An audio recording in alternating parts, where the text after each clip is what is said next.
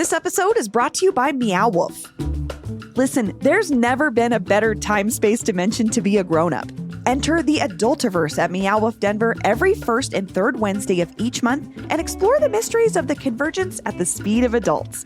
Time flies as you drift through the rifts and enjoy unique activities with drink in hand. The Adultiverse version of Meow Wolf is only for the grownly, must be 21 or older. Visit meowwolf.com for tickets and more information. That's meowwolf.com.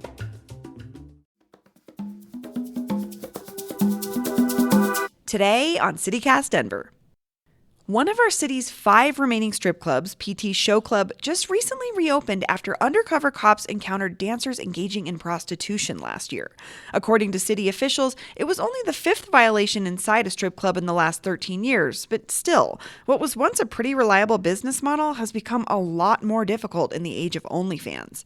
Megan Ululani Boyanton reports on PTs, shotguns, and the rest of the local strip club scene for the Denver Post. And I sat down with her and producer Paul Caroli back in August to talk about whether or not Denver strip clubs will be able to survive. Today is Monday, February 26th. I'm Bree Davies, and here's what Denver's talking about.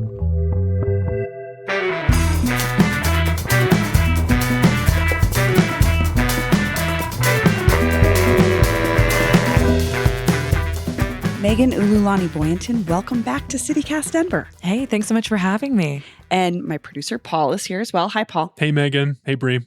So, Megan, are strip clubs a dying business? I wouldn't say dying, but definitely changing. I've learned a lot about the strip club industry in writing this story, more than I thought that I would ever know. Yeah? Where we at? Where are we at with these things? Yeah, so the market size of the industry nationwide is actually shrinking. And so what I learned is that this is not recession-proof industry. For instance, back in 2008, like it got hit hard just like every other industry. It had to change during COVID. And now that we're kind of in like a shaky economic forecast, it's still kind of, it looks like dancers never really know, like what kind of money they're going to make when they go on stage. So it's more about economics than maybe it seems at first? Because like I have to say that, COVID for sure, right? Things that were in person. Right. A strip club is that's what you go there for, Yeah. to be in an experience with another person. So I could understand where that could be a downturn. But like, I guess when you say economics, it's like the business itself is shrinking. Is it because people aren't spending as much money? Definitely. Like customers aren't? Yeah. In times of like economic uncertainty, I mean, visiting a strip club is one of the first things to go. So people aren't spending the cash that they used to. And then also there's the fact that like we're in a time where you can be in bed and watch OnlyFans or, porn. And so people feel like it's less convenient to go for that in-person experience unless they're part of like a bachelor or bachelorette party or just extroverts like that. And like the bachelorette party, I would assume is not as big of a money maker for a dancer because it's like a stop that someone's making with their friends on the way to go do other things, you know? And it's not like they're coming in. I mean, maybe you're coming in with a lot of money, but my experience with bachelor or bachelorette parties is it's the entertainment value. It's the last hurrah aspect of it versus let's go spend a lot of money at the strip And they're club. usually younger. So a lot of dancers too kind of rely on regulars, and these regular customers will follow them to different clubs. And that's kind of how they know that they're going to make money that night. One dancer that I talked to said that she actually won't go into work unless she has like some regulars lined up who are going to be coming by, because then she knows that it'll be worth it. Because ultimately, strippers have to pay to be at the clubs. They have house fees. They have to tip out the staff. And so there are times when, yes, girls will bring home thousands of dollars, but then there are other times when they'll owe the house hundreds. And so they actually, went in, worked, and then leave like with $300 less. Well, we're talking about the dancers a little bit and like what their choices are, and OnlyFans you mentioned. What allegiance or what purpose does the club serve for the dancers? Why do they need it? Yeah, especially if they have to pay into it. Yeah. And it's not like they get benefits or time off or, you know what I mean? It's just like paying to work. Yeah, ultimately it does come down to the money, because I mean, one of the dancers I talked to said she can make anywhere between $200 to $2,000. I think too, like with social media and OnlyFans, you really have to like cultivate a following, and so that takes a lot of time. And sometimes, when you're strapped for cash, it makes more sense to go in and you can leave with thousands of dollars. The OnlyFans part I'm so curious about, because I would assume if I was someone in the sex work world, I would way rather prefer that to especially because you're not paying out the house when you are running your OnlyFans. Is that like cutting into the strip club's revenues in general? Like, are more and more people turning to OnlyFans? Yeah, exactly. And that's what they're competing with. And I talked to a professor who specializes in covering the world of sex work over in Kentucky at Morehouse. She told me that, there's just people, like you said, go to strip clubs for the in-person experience. So it's like they can't really compete with the OnlyFans or, social media because that's their business model. They can't change that business model. If they start to try and do something online, then that's camming. So it's like they've just kind of different. Exactly. Yeah. So it's interesting. We'll see kind of, I think her conclusion was that she thinks strip clubs are always going to be around, but are we going to have as many as we do now?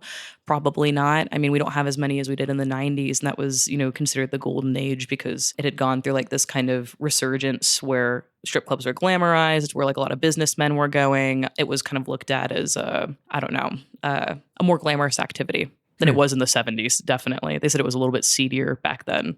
Well, that kind of brings us back to the current moment where we're going through this new change of the post-pandemic period. And maybe we could talk about Denver, how it's impacting the market here. How big is it? How many clubs, how many people do you think are actually involved in this? So that's a good question. From my own research, I was able to see that we have like more than a dozen clubs, but it was hard to pin down a number because I reached out to the Colorado Secretary of State to try and see how many strip clubs we have across the state. And they actually don't track the industry that a business operates in. That was so interesting. I know the number or, how many employees they have. And I was like, Or even just like assumptions you make from maybe a business name, because I know I think it's the LLC of shotguns is the Bavarian Inn shows up on your credit really? card. Interesting. Yeah, I think that's what shows up on your No credit way. card. Yeah, because I think that's like a protection for their customers. Yeah, definitely. But I would also assume, how would you track that from an official state if it wasn't just like, Shotgun Willie's, Players Club, PTs, Scarlett's, Bavarian Inn? Yeah. Is that a restaurant? Exactly. But I feel like you pointed out this detail that they don't track it. I feel like that's kind of important. Like, how do you regulate it? Doesn't it require special policies or like do lawmakers talk about this ever, this industry? I mean, not that I've been able to find in my own research, but it does seem that there's some interest in so what I had talked with the professor about is that a lot of times dancers can get screwed, when it comes to their jobs because they're actually like not considered full-time employees. They're considered like contract workers or gig workers. And so it's like, and then they have to pay out the house. And so it's like, there are a lot of questions being raised in the Denver area about, like, are they getting paid minimum wage? Are they being treated, like full-time employees? It's like tipping culture to the max. Exactly. Of like it's all any that other uncertainty. labor force issue, Exactly. I think. That's what I really loved about your story, Megan, was you sort of demystified some of that, like you're saying, is like the misconception that sex work is you're rolling in money. Like, right. And in reality, it's more like a gig. It can be more like a gig worker experience where you have ups and downs, but you have zero security. You don't get a salary. You don't have health care. You don't get a tax refund at the end of the year, I know as a freelance person. Yeah. So I think it was helpful to understand the precarious nature of this industry for the workers that do it. It's like any other labor industry. Yeah. There's maybe an exploitative angle to it.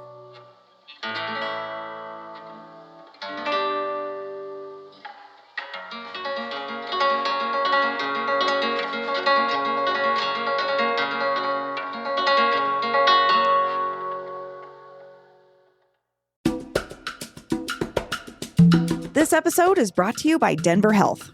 Because Denver Health is here for the good days, the bad days, and the everydays. On good days, Denver Health offers general primary care and routine checkups. On bad days, they are among the top trauma centers in the nation with a 98% survival rate. And every day, Denver Health is here when you need them most. They have 4 convenient urgent care locations, including a virtual urgent care option, and more than 150 specialty healthcare services. Call 720-928-2127 or visit denverhealth.org if you're interested in making an appointment at Denver Health. Hey, it's Paul Caroli, executive producer with CityCast Denver. You remember that time when I went to that retirement community to interview that mayoral candidate no one else was taking seriously, Renata Behrens? That was such a fun day for me, and I'm so glad that I got to bring her story and her actual ideas for the mayor's office to a much, much bigger audience than she'd had. And you know what? If it wasn't for CityCast Denver, I'm not sure any of us would have ever gotten to know Renata Behrens. So become a member of CityCast Denver today, and make sure we can keep doing that kind of thing for a long, long time to come. You also get to enjoy special perks like ad-free listening, event invites, and members-only updates. Just go to membership.citycast.fm. Thanks. So we're back, and we wanted to talk to you because you wrote this story about strip clubs, and the economics part of it was really interesting to us because there's also this new business, or this Paul, this big player, talk big about fish in a little pond. This other coming in. sort of Hooters style restaurant, which again Have you is read not about a strip this? club. But you wrote about the company, RCI Hospitality Holdings. Yeah, another one of these mysterious names, Right. but with a lot of. So I think it's for RCI is for Rick's Cabaret.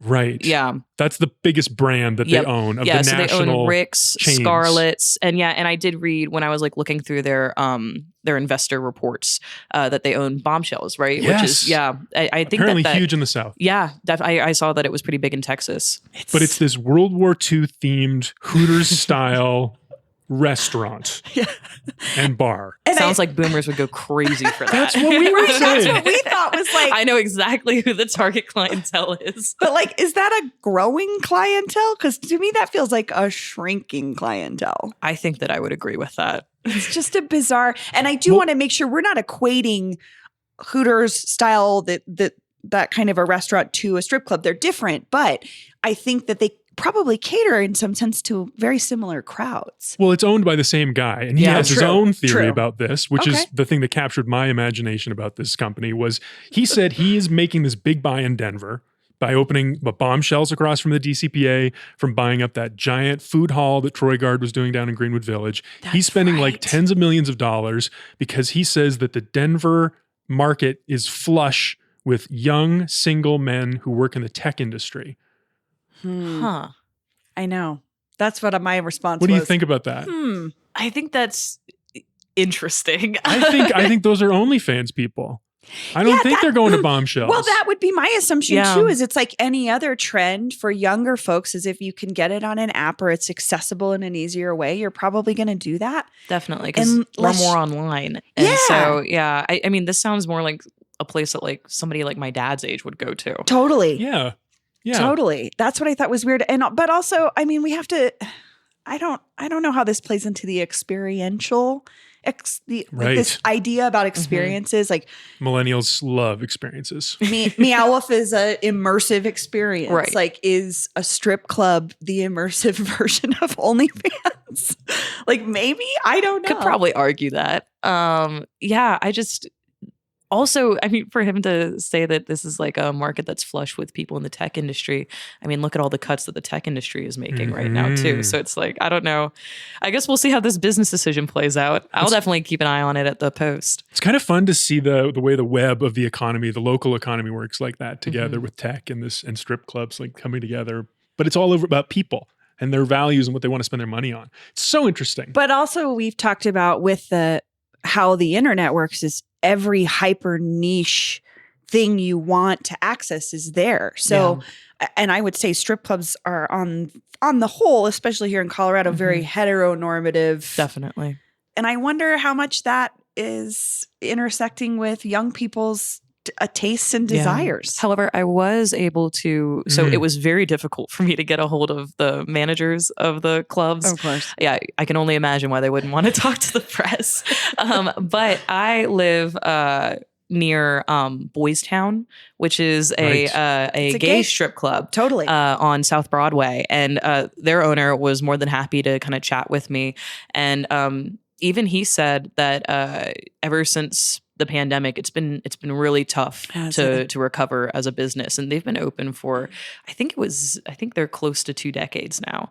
And and they cater to the LGBT community. So and it's tough for everybody. Is there anything different about the business, the way they operate, other than the transparency, being open to talking to you? I think what I noticed is I don't think their dancers make as much as like I think in part because it's like a more of a regular bar but like I've been there and I know a lot of friends that go there, and we're not like going for town. we're not going for a bachelorette party. We're going to hang out with other queer people. Yeah. So it's like, but also I think what's interesting is I'm not surprised that he talked to you, because I think the LGBTQ community is way more embracing Definitely. of sex work and the understanding of its intricacies within our communities versus the sort of high up in the castle owner of shotguns versus where the dancers are as sort of the gig workers. So I don't know. I didn't even, when we this whole time we've been talking about strip clubs, Boys Town did not once cross my mind, because it's like a more regular hangout place to me. Yeah. Well, there's one other local story that we were hoping to talk about that's kind of Ja Morant hilarious.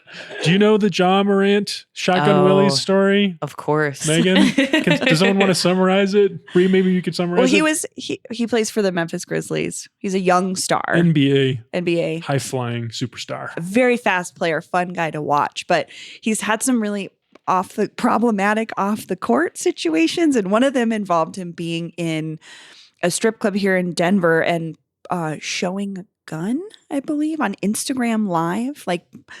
And it was annoying to me because it got wrapped up in the fact that he was in a strip club, which is like sort of not important to the story.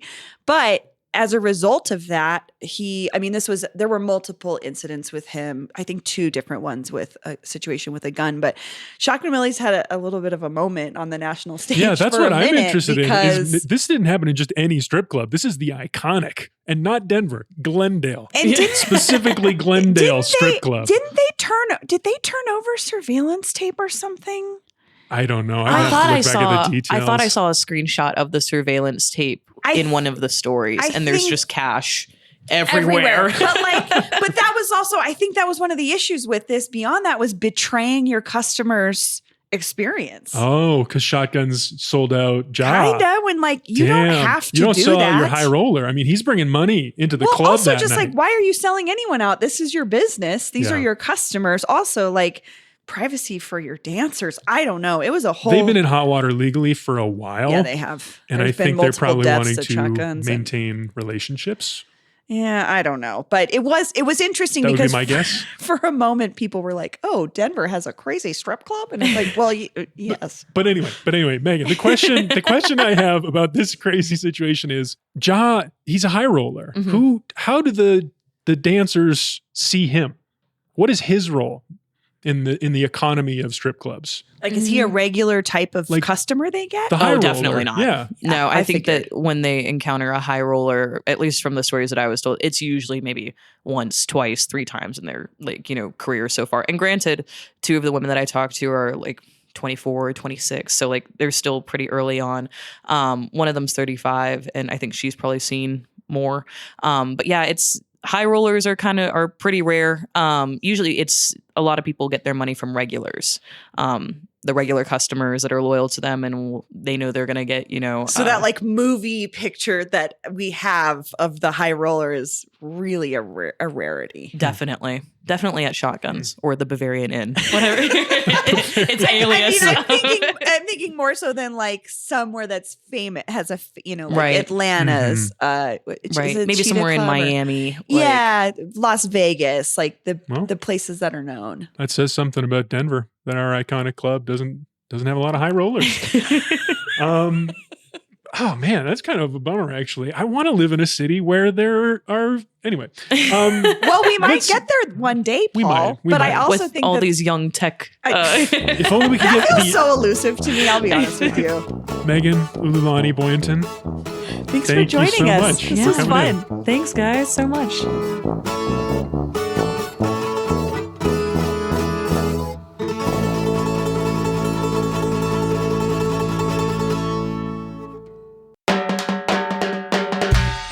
That's all all for today here on CityCast Denver. If you enjoyed this show, why not take a minute to tell Ja Moran about us? Rate the show wherever you get your podcasts, and subscribe to our morning newsletter and learn more about us at denver.citycast.fm. We'll be back tomorrow morning with more news from around the city. See you later.